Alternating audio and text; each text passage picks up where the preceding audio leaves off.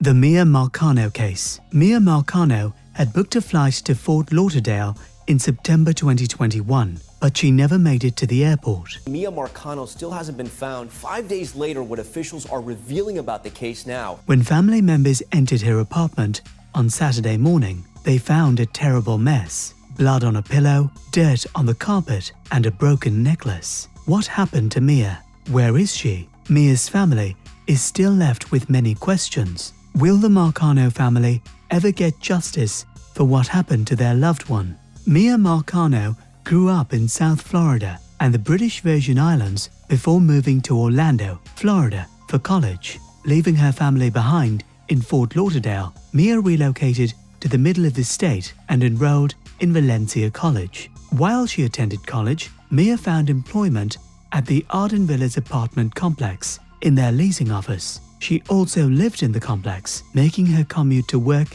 and school easy, since her college too was nearby.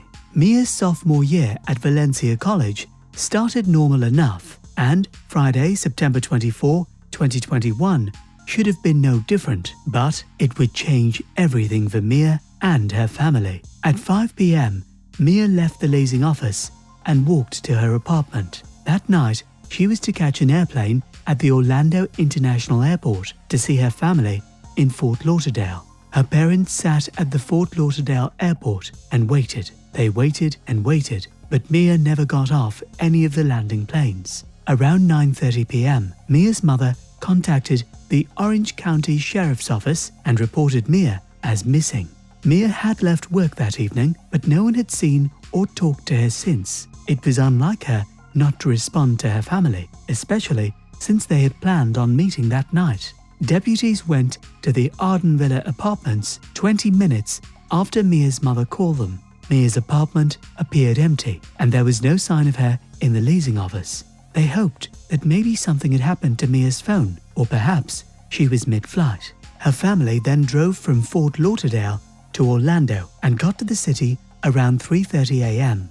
Miya's family banged on her door until her roommate answered. She said she hadn't seen Miya all night. This was when investigators added Miya's name to a missing person database. Due to the suspicious circumstances around Miya's disappearance, police searched her apartment. Disturbingly, it looked like someone had tried to prop a dresser against Miya's bedroom door. The investigators also noticed that her window looked broken. Worst of all, there was blood splatter on Miya's bed. While Miya's family and police officers were in the parking lot of the apartment complex, Armando Caballero inserted himself into the investigation. Armando Caballero worked with Miya at the student housing complex in Orlando. Armando pulled up early that morning to express his concern for Miya. He said another employee of the Arden Villas contacted him and informed him that Miya was missing.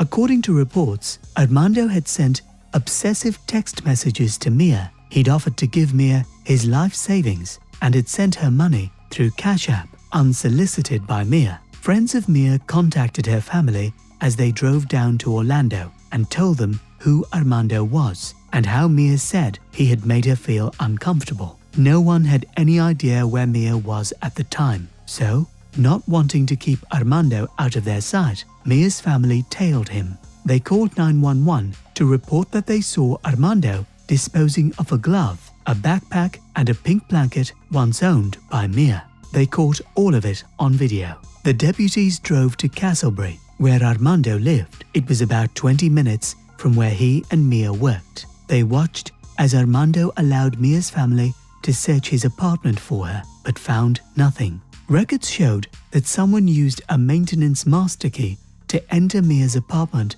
that Friday. Due to his job as a maintenance worker, Armando had access to a digital key FOB. This allowed access to any locked apartment. It's also how investigators could tell that Armando had opened the door to Miya's apartment while Miya and her roommate weren't home.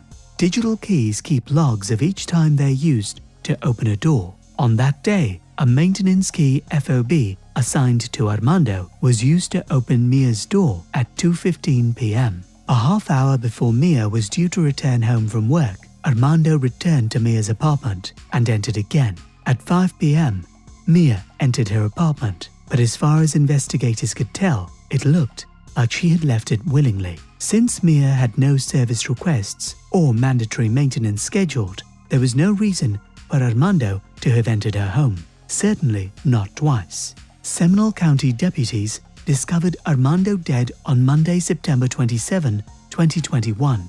He had hung himself in the maintenance closet of Sabo Apartments. They announced officers had been looking for him all weekend to serve him with a burglary charge. After the news of Armando's suicide broke, investigators began receiving tips from people who had had the unfortunate luck of encountering him. 6 months before Miya went missing, in March 2021, a woman who lived in an apartment complex called 911 when someone threw a free weight through her bedroom window at midnight. The terrified woman told deputies she felt it was a maintenance worker who did it, Armando Caballero. At the time, police could not prove it had been Armando. This event occurred at the Sabo Palms apartment complex, where Armando had killed himself. With all the evidence piling up against Armando and his suicide, Miya's family knew the outlook for their girl wasn't looking optimistic. A search and rescue team, not affiliated with the police department, came out to help in the search for Miya. Marco Patriots used their search and rescue dogs to look for Miya in the area behind where she lived. Investigators finally received Armando's cell phone records, which showed his location. Between 8 and 9 p.m., Armando was at the Timber Scan apartment complex. On October 2, 2021, authorities went to Timber Scan Apartments, a collapsing, neglected, condemned place, and discovered Miya's bound and dead body. That day, Orlando police held a press conference in which they stated that although no one had confirmed it, the body discovered that day was most likely that of Miya Marcano. A medical examiner had not yet determined a cause of death. Miya's family, friends, and residents of Orlando gathered outside her apartment building on the night of October 2 to honor and mourn her. Miya's autopsy revealed that she had died of undetermined homicidal means. Her body was in an advanced state of decomposition due to the Florida heat, so it was difficult to find evidence regarding her death. Armando's death seemed like a bittersweet injustice for the Marcano family. It is impossible for Armando to answer for what he did, but Miya's family deserves justice. To memorialize Miya and keep her loving spirit alive, her family helped create Miya's Law, which took effect in July 2022. Miya's Law requires national background checks for maintenance workers and many other safety changes for apartments. By 2023, the law will be in full effect, and inspectors will begin doing annual inspections. I'm thinking I'm gonna spend the rest of my life searching for my daughter.